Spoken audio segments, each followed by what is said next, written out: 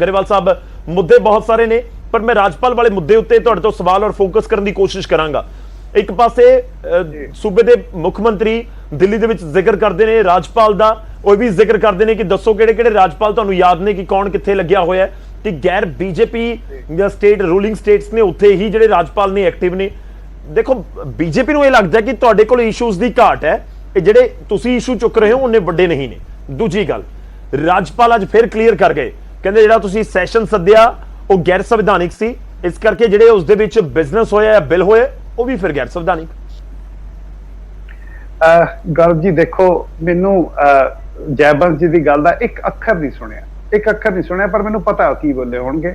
ਰਹੀ ਗੱਲ ਗਵਰਨਰ ਸਾਹਿਬ ਦੀ, ਗਵਰਨਰ ਸਾਹਿਬ ਦੇਖੋ ਇੱਕ ਤਰ੍ਹਾਂ ਦੀ ਰਾਜਨੀਤੀ ਹੁੰਦੀ ਆ ਰਹੀ ਸੀ। ਤੁਸੀਂ ਪੰਜਾਬ ਦੀ ਗੱਲ ਕੀਤੀ, ਪੰਜਾਬ ਤਾਂ ਬਟਵਾਰਾ ਹੋਇਆ ਜੀ 47 ਚ, ਫੇਰ ਹੋਇਆ ਜੀ 60 ਦੇ ਦਸ਼ਕ ਚ, ਫਿਰ ਪੰਜਾਬ ਨੇ ਸੰਤਾਪ ਭੋਗਿਆ 80-90 ਚ, ਮਸਾ ਪੰਜਾਬ ਲੀਕ ਤੇ ਆਏ, ਲੁੱਟ ਖਾ ਗਏ। ਹੁਣ ਪੰਜਾਬ ਨੇ ਆਪਦੀ ਮਰਜ਼ੀ ਕੀਤੀ, ਇਹਨਾਂ ਨੇ ਫੇਰ ਬਟਵਾਰਾ ਕਰਾਉਣ ਦੀ ਕੋਸ਼ਿਸ਼ ਕੀਤੀ, ਡਰਾਮਾ ਪੂਰਾ ਹੋਇਆ। ਫੇਰ ਪਹਿਲੀ ਗੱਲ, ਹੁਣ ਰਹੀ ਗਵਰਨਰ ਸਾਹਿਬ ਦੀ ਗੱਲ, ਗਵਰਨਰ ਸਾਹਿਬ ਕਹਿੰਦੇ ਸੈਸ਼ਨ ਵੀ ਇਲੀਗਲ ਹੈ ਤਾਂ ਲॉस कैसे हो गए। ਮੁੱਖ ਦੀ ਗੱਲ ਇਹ ਹੈ ਕਿ ਧਰਮ ਤੇ ਕਾਪੀਰਾਈਟ ਸਾਡਾ ਤੇ ਸਾਡੇ ਭਰਾਵਾਂ ਦਾ ਬਣਿਆ ਰਵੇ। ਹਿੰਦੂ ਖਤਰੇ 'ਚ ਬੀਜੇਪੀ ਨੇ ਪਾਏ, ਅਕਾਲੀ ਦਲ ਨੇ ਪੰਥ ਖਤਰੇ 'ਚ ਹੀ ਰੱਖਿਆ। ਸੋ ਹੁਣ ਦੋਵੇਂ ਖਤਰੇ 'ਚ ਰੱਖਣਗੇ, ਜੇ ਇਕੱਠੇ ਹੋਣਗੇ, ਜੇ ਦੇਖੋ ਜੀ ਇੱਕ ਚੀਜ਼ ਖਤਰੇ 'ਚ ਹੋਊਗੀ, ਉਹਨੂੰ ਬਚਾਉਣ ਲਈ ਤੁਸੀਂ ਇਕੱਠੇ ਹੋਵੋਗੇ ਤਾਂ ਹੀ ਤਾਂ ਕੋਈ ਗੱਲ। ਇੱਕ ਸਾਰੇ ਦੇਸ਼ 'ਚ ਇੱਕ ਮਾਈਨੋਰਟੀ ਹੈ ਇਹਨਾਂ ਦੇ ਹਿਸਾਬ ਨਾਲ, ਜਿਹਨੂੰ ਕਿ ਅਕਾਲੀ ਦਲ ਰੈਪਰੈਜ਼ੈਂਟ ਕਰਦਾ ਸੀ, ਜਿਹੜੀ ਇਹਨਾਂ ਨਾਲ ਖੜੀ ਹੁੰਦੀ ਸੀ। ਅੱਜ ਪੰਜਾਬ ਨੇ ਦੱਸਤਾ ਕਿ ਅਕਾਲੀ ਦਲ ਸਾਨੂੰ ਰੈਪਰੈਜ਼ੈਂਟ ਨਹੀਂ ਕਰਦਾ। ਅੱਜ ਥੋਥਾ ਚਨਾ ਬਾਜੇਗਾ ਨਾ, ਜਿੰਨਾ ਮਰਜ਼ੀ ਇਕੱਠੇ ਹੋ ਲੈਣ। ਸੋ ਪਹਿਲੀ ਗੱਲ। ਦੂਜੀ ਗੱਲ, ਗਵਰਨਰ ਸਾਹਿਬ ਸੰਵਿਧਾਨ ਦੀ ਸਹੁੰ ਖਾਂਦੇ ਆ, ਸੰਵਿਧਾਨ ਦਾ ਸਾਰਾ ਕੁਝ ਕਰਦੇ ਆ।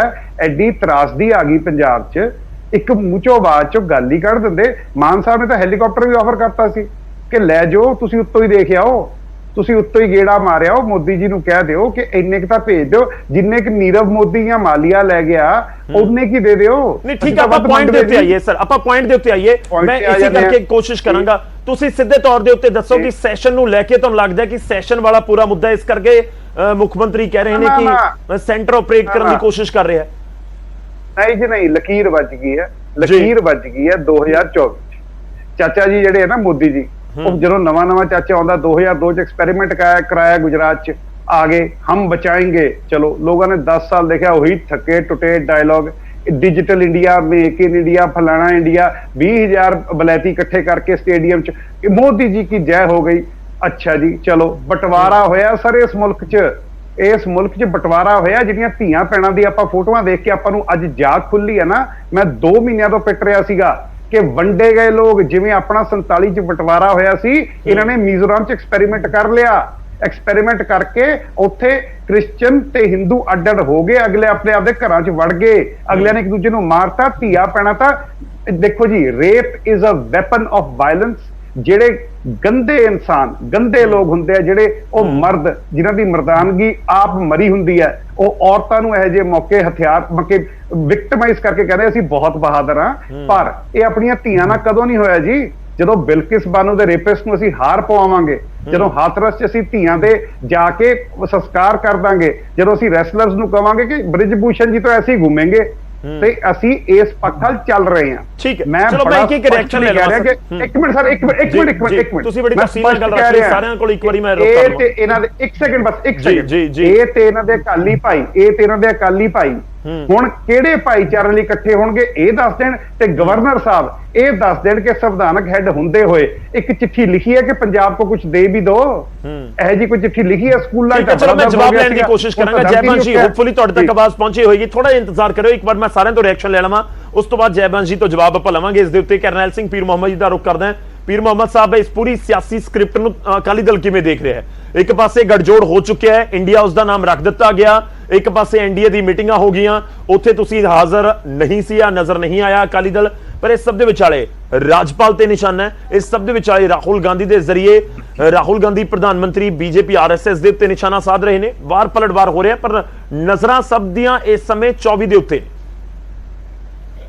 ਗੌਰਵ ਜੀ, ਸਭ ਤੋਂ ਪਹਿਲਾਂ ਤਾਂ ਨਿਰਪੱਖ ਗੱਠਜੋੜ ਬਾਰੇ ਤਾਂ ਆਪਾਂ ਬਾਅਦ ਚ ਆਉਣੇ ਆ। ਪਹਿਲਾਂ ਜਿਹੜਾ ਅਸਲ ਮੁੱਦਾ ਹੈ ਕਿ ਪੰਜਾਬ ਦਾ ਜਿਹੜਾ ਹੈ ਉਹ ਇਸ ਵੇਲੇ ਕਿਸ ਹਾਲਾਤਾਂ ਦੇ ਵਿੱਚੋਂ ਗੁਜ਼ਰ ਰਿਹਾ ਹੈ। ਪੰਜਾਬ ਅੱਜ ਹੜ੍ਹ ਦੀ ਮਾਰ ਦੇ ਵਿੱਚੋਂ ਗੁਜ਼ਰ ਰਿਹਾ, ਤੇ ਕੇਂਦਰ ਤੇ ਪੰਜਾਬ ਸਰਕਾਰ ਜਿਹੜੀ ਹੈ ਇਹਨਾਂ ਨੂੰ ਕੋਈ ਹੋਰ ਮੁੱਦਾ, ਕਿਉਂਕਿ ਕੇਂਦਰ ਸਰਕਾਰ ਨੇ ਕੋਈ ਪੰਜਾਬ ਦੀ ਸਹਾਇਤਾ ਨਹੀਂ ਕੀਤੀ ਤੇ ਜਿਹੜੀ ਪੰਜਾਬ ਸਰਕਾਰ ਹੈ ਉਹ ਇਹਨਾਂ ਹਾਲਾਤਾਂ ਦੇ ਵਿੱਚ ਨਹੀਂ ਕਿ ਉਹ ਇੱਥੇ ਹੜ੍ਹ ਪੀੜਤਾਂ ਦੇ ਪ੍ਰਤੀ ਕੋਈ ਆਪਣਾ ਸੰਜੀਦਾ ਕੋਈ ਪ੍ਰੋਗਰਾਮ ਲੀਕ ਸਕੇ। ਅਜਿਹੇ ਹਾਲਾਤਾਂ ਦੇ ਵਿੱਚ ਇਹ ਜਦੋਂ ਕੋਈ ਜਿਹੜਾ ਇਹਨਾਂ ਨੇ ਮਰੇ ਹੋਏ ਜਿਹੜੇ ਜਿਨ੍ਹਾਂ ਨੂੰ ਆਪਾਂ ਕਹਿੰਦੇ ਆ ਕਿ ਮੁੱਦੇ, ਉਹਨਾਂ ਨੂੰ ਫਿਰ ਦੁਬਾਰਾ ਖੜੇ ਕਰਕੇ ਕੁਝ ਇਸ ਤਰ੍ਹਾਂ ਦੀ ਸਾਜ਼ਿਸ਼ ਰਚਦੇ ਆ ਕਿ ਜਿੰਦੇ ਵਿੱਚ ਇਹਨਾਂ ਦੇ ਫਿਰ 15-20 ਦਿਨ ਲੰਘ ਜਾਂਦੇ ਆ। ਹੁਣ ਤੁਸੀਂ ਦੇਖੋ ਗਵਰਨਰ ਸਾਹਿਬ ਵਾਲਾ ਮਸਲਾ ਹੈ, ਇਹ ਕੋਈ ਅੱਜ ਦਾ ਥੋੜਾ ਚੱਲ ਰਿਹਾ ਸੀ, ਇਹ ਬੜੇ ਦਿਨਾਂ ਤੋਂ ਇਹਨਾਂ ਨੂੰ ਪਤਾ ਹੈ ਕਿ ਗਵਰਨਰ ਸਾਹਿਬ ਦੇ ਕੋਲ ਜਿਹੜਾ ਵੀ ਅਸੀਂ ਬਿੱਲ ਭੇਜਦੇ ਆ ਤੇ ਉਹ ਬਿੱਲ ਦੇ ਵਿੱਚ ਕੋਈ ਨਾ ਕੋਈ ਪ੍ਰੋਬਲਮ ਹੁੰਦੀ ਹੈ। ਤੁਹਾਡੀ ਆਡੀਓ ਨਹੀਂ ਆ ਰਹੀ ਸਰ।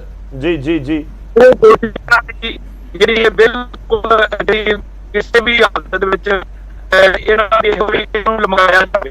ਇਹ ਲਗਾਉਣ ਵਾਲੇ ਹਾਲਾਤਾਂ ਦੇ ਵਿੱਚ ਇਹ ਜਿਹੜਾ ਇਹਨਾਂ ਦਾ ਠੀਕ ਹੈ ਪੀਰ मोहम्मद, ਤੁਹਾਡੀ ਆਵਾਜ਼ ਕਲੀਅਰ ਨਹੀਂ ਆ ਰਹੀ ਸਰ, ਥੋੜਾ ਨੈਟਵਰਕ ਇਸ਼ੂ ਹੈ। ਮੈਂ ਦੁਬਾਰਾ ਕੋਸ਼ਿਸ਼ ਕਰਦਾ ਕਿ ਸਾਡੀ ਟੀਮ ਤੁਹਾਡੇ ਨਾਲ ਦੁਬਾਰਾ ਰਾਬਤਾ ਕਾਇਮ ਕਰੇ ਤਾਂ ਕਿ ਗੱਲ ਤੁਹਾਡੀ ਬਹੁਤ ਕਲੀਅਰ ਲੋਕਾਂ ਤੱਕ ਪਹੁੰਚਣੀ ਚਾਹੀਦੀ ਹੈ, ਦਰਸ਼ਕਾਂ ਤੱਕ। ਮੈਂ ਪ੍ਰੋਫੈਸਰ ਸਾਹਿਬ ਦਾ ਰੁਖ ਕਰਦਾ, ਸਾਡੇ ਨਾਲ ਜੁੜੇ ਹੋਏ ਨੇ। ਇੱਕ ਨਿਊਟਰਲ ਜਿਹੜਾ ਓਪੀਨੀਅਨ ਆਪਾਂ ਉਹ ਵੀ ਲੈਣ ਦੀ ਕੋਸ਼ਿਸ਼ ਕਰਾਂਗੇ ਕਿ ਆਖਿਰ ਉਹਨਾਂ ਦਾ ਕੀ ਕੁਝ ਕਹਿਣਾ ਹੈ ਇਸ ਦੇ ਉੱਤੇ। ਪ੍ਰੋਫੈਸਰ ਗੁਰਮੀਤ ਜੀ ਦਾ ਮੈਂ ਰੁਖ ਕਰਦਾ ਸਰ, ਕਿ ਵਾਕਈ ਹਰ ਇੱਕ ਇਸ਼ੂ ਨੂੰ 2024 ਦੇ ਨਾਲ ਜੁੜਿਆ ਜਾਵੇ। ਆਮ ਤੌਰ ਤੇ ਸਿਆਸਤ ਦੇ ਵਿੱਚ ਕਿਹਾ ਜਾਂਦਾ ਹੈ ਕਿ ਇੱਥੇ ਕੁਝ ਵੀ ਬਿਨਾਂ ਮਤਲਬ ਨਹੀਂ ਹੁੰਦਾ, ਇੱਕ ਸਟੇਟਮੈਂਟ ਹੋਵੇ ਜਾਂ ਫਿਰ ਕੋਈ ਵੱਡੀ ਰੈਲੀ ਹੋਵੇ, ਸਭ ਦੇ ਪਿੱਛੇ ਕੋਈ ਨਾ ਕੋਈ ਸਿਆਸਤ ਦੇ ਵਿੱਚ ਮੋਟਿਵ ਹੁੰਦਾ ਹੈ। ਕਿ ਰਾਜਪਾਲ ਦੇ ਉੱਤੇ ਸਵਾਲ ਤੇ ਦੂਜੇ ਪਾਸੇ ਗੜਜੋੜ ਦੇ ਉੱਤੇ ਸਵਾਲ, ਕਿ ਹਰ ਇੱਕ ਚੀਜ਼ ਨੂੰ ਆਪਾਂ ਇਕੱਠਾ ਕਰਕੇ ਸਮਝੀਏ ਕਿ ਇਹ 24 ਦੀ ਤਿਆਰੀ ਹੈ। 24 ਦੀ ਤਿਆਰੀ ਹਰ ਇੱਕ ਪੋਲੀਟੀਕਲ पार्टी इस समय कर रही है। देखो गौरव जी, पहली बात तो जब भी चुनाव होता है देश में, खास तौर पे जब लोकसभा का चुनाव है, तो माहौल अगर कोई कैसा भी मुद्दा हो, एक तो वो ज़्यादा चर्चा में आ जाता है, ज़्यादा उसमें गर्माहट हो जाती है।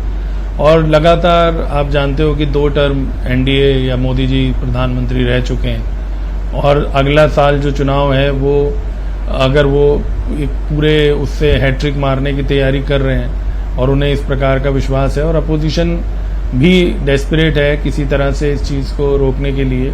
और 10 साल एक लंबा समय भी होता है सत्ता से बाहर। केंद्र में जो विपक्षी दल हैं जितने भी, हालांकि उनमें से कुछ राज्यों में सरकारों में हैं, लेकिन और उसकी तरफ से कोशिश हो रही है। और रिसेंटली आप जानते हैं ये जो इंडिया नाम दिया गया, अभी ये आपने देखा हमारे भारतीय जनता पार्टी के भाई तो INDIA बोल रहे थे, तो वो कहीं ना कहीं इस बात को रिफ्लेक्ट करता है कि जो नया गठबंधन बना है उसको लेकर थोड़ा सा अपोजिशन ने जिस तरह का नाम रखा है उसको लेकर थोड़ी सी समस्या हो सकती है, और इसीलिए मोदी जी ने उसको काउंटर करके ईस्ट इंडिया कंपनी और जैसे उनकी आदत है वो हर चीज़ को टर्न कर देते हैं दूसरे की तरफ, तो वो उन्होंने किया है। तो ये तो हो गया चुनाव का मुद्दा जो आगे जो 2024 में इलेक्शन होना है। लेकिन जो असली बात है जो लॉन्ग रन में डैमेज कर सकती है देश के सिस्टम को, वो ये है कि जो फेडरल सिस्टम हमारे यहाँ बना हुआ है, आप जानते हो, जो संघीय ढांचा हम जिसको कहते हैं फेडरल सिस्टम को, उसमें राज्यपाल हालांकि संवैधानिक प्रमुख हैं एक तरह से, कार्यपालिका के प्रमुख जो हैं वो मुख्यमंत्री हैं, लेकिन अभी एक अपना रोल रहता है, खास बहुमत नहीं मिलता है ना, तो उस समय सरकार किस तरह से बनानी है, उन सारी चीजों में राज्यपाल के पास एक भूमिका रहती है। और कई राज्यों में अलग अलग समय पे उस पर भी विवाद होता रहा, लेकिन एक वो इम्पोर्टेंस मानी जा सके। ये चीज में एक धारणा रही है लगातार कि राज्यपाल हो या केंद्र में राष्ट्रपति हो, वो एक रबर स्टैंप है, उनको इस तरह से बात हम लोग हमेशा कहते रहे। अब मुद्दा है ये कि पहले जो राज्यपाल होते थे गौरव जी, वो आमतौर पर प्रेस से बहुत ज्यादा इंटरेक्शन नहीं करते थे, वो ट्रेंड बदल रहा है। पहले मैंने कम देखा था ये ट्रेंड, विवाद तो पहले भी होते थे कुछ विषयों पर, अंदर खाते या, अब क्या है कि एक हमलावर जो एक offence is the best defence वाली बात हो रही है, वो दोनों तरफ से हो रही है। अब पीछे आप जानते हैं कई इश्यूज हुए, चाहे पंजाब की यूनिवर्सिटीज में वाइस चांसलर्स लगाने की बात हुई, जिसकी वजह से आपको पता है उन्होंने कहा जी हम चांसलर की पोस्ट ही हटा देंगे, हम चांसलर ही मुख्यमंत्री को बना दें। तो ये चीजें अभी तो ठीक वो हो सकती है कि ठीक है आपकी राजनीति है, आप दलगत तौर पे आरोप लगा सकते हैं, इसमें कोई दो राय भी नहीं कि अदरवाइज सरकारें आती हैं, चाहे वो कांग्रेस की आई चाहे इनकी आई, जो पहले वाले गवर्नर हैं वो रातों रात इस्तीफे क्यों दे देते हैं?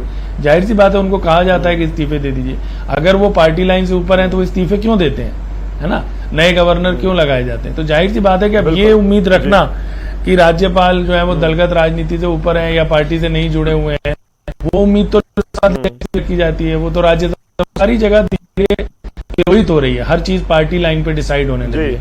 एक तरह तो ऐसा कहा जाता था जब लोग स्पीकर हो चाहे लोकसभा के, और वो कई बार स्टैंड ले लेते थे, कुछ ऐसे प्रकरण मिलते भी हैं, सोमनाथ चटर्जी का एक बार मिलता है और भी प्रकरण मिलते हैं, ऐसे ही राज्यपालों का है। तो अब दिक्कत ये है कि जो मेरी चिंता है वो ये है कि अगर ये चाहे गलती किसकी है, किसने शुरुआत की, किसने वो की, वो भी निश्चित तौर पे वो विषय हो सकता है, लेकिन जाहिर सी बात है कि उसमें राजनीतिक पार्टियां अपने अपने चश्मे से उसको देखेंगी, अपने अपने एंगल से देखेंगी, और उनके अपने अपने तर्क हैं। अगर आप एक का सुनोगे तो आपको लगेगा इसका सही है, दूसरे का सुनोगे तो दूसरे का सही है। अब आजकल कई बार जो विवाद होते हैं वो अदालतों में जाते हैं, अब तो अदालतों में भी आप जानते हैं कि कई तरह की टिप्पणियां हो जाती हैं। उससे जो मेरी चिंता वो ये है कि लॉन्ग रन में बिल्कुल ये जो फेडरल सिस्टम है, का विवाद है वो भी चला गया था। जी जी, तो वही मैं कह रहा हूं। अब पहले तो ये था कि कोर्ट जो है वो करेगी, अब आप जानते हैं कई मामलों में डायरेक्ट तो लोग कोर्ट पर टिप्पणी नहीं करते, लेकिन चर्चाओं में वो भी चीजें आने लगती हैं। तो मुद्दा ये है कि कहीं जाके तो हमें रोकना पड़ेगा, जहां पर हमें देश को सबसे पहले देखना पड़ेगा, सिस्टम को बचाना पड़ेगा। अब वो किस तरफ से पहला कदम कौन उठाएगा, आप उठाओगे, दूसरा उठाएगा, केंद्र उठाएगा, ये देखने वाली बात है। बट ये जो कुछ भी माहौल बन रहा है वो अच्छा नहीं पड़ेगा कि आखिर कोई कदम उठाएगा भी या नहीं, इस तरह से चलता जाएगा। वो आमतौर पर यह भी कहा जाता है कि चीजों को दुरुस्त ना किया जाए तो फिर और वो बिगड़ती जाती हैं, वर्स्ट से वर्स्ट होती जाती हैं, एक्सट्रीम लेवल के ऊपर पहुंच जाती हैं। तो क्या सियासत उस तरीके से या उस तरफ बढ़ने लगी है या बढ़ रही है? कोई रोक नहीं रहा, कोई पहल नहीं कर रहा, कोई कदम नहीं उठा रहा। ये सारी बातें तो जरूर है। अहबाब गरेवाल जी कुछ कहना चाह रहे हैं। जयवंत जी मैं तो कौन है अहबाब गरेवाल। मैं क्योंकि प्रोफेसर ने हिंदी बोला, मैं हिंदी जवाब दूंगा। हैट्रिक मोदी जी मारने वाले हैं, ऑपोजिशन डेस्परेट है, और इसमें जो भी कुछ करना होगा। अरे रुकिए सर, मुझे बोलने दीजिए, पहले हिंदी में बता दूं।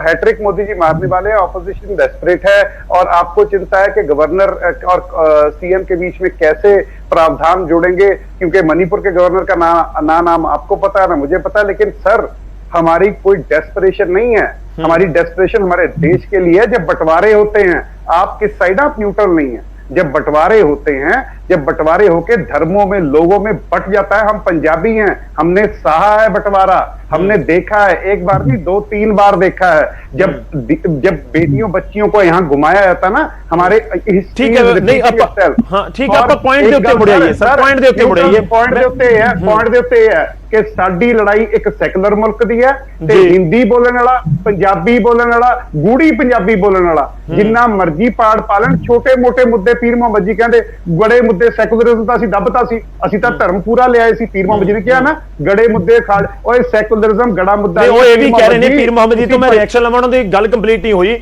ਗਰੇਵਾਲ ਸਾਹਿਬ ਉਹਨਾਂ ਨੇ ਇਹ ਵੀ ਕਹਿ ਦਿੱਤਾ ਕਿ ਹੜ੍ਹ ਪੀੜਤਾਂ ਦੀ ਮਦਦ ਕਰਨ ਦੇ ਲਈ ਪੰਜਾਬ ਸਰਕਾਰ ਇਸ ਸਮੇਂ ਸਥਿਤੀ 'ਚ ਨਹੀਂ ਹੈ। ਕਹਿੰਦੇ ਇਸ ਕਰਕੇ ਮੁੱਦਾ ਚੁੱਕ ਰਹੇ ਨੇ, ਇਸ ਕਰਕੇ ਰਾਜਪਾਲ ਦੇ ਮੁੱਦੇ ਨੂੰ ਇੰਨਾ ਵੱਡਾ ਕਰ ਦਿੱਤਾ ਕਿ ਹੋਰ ਪਾਸੇ ਧਿਆਨ ਹੀ ਨਾ ਜਾਵੇ।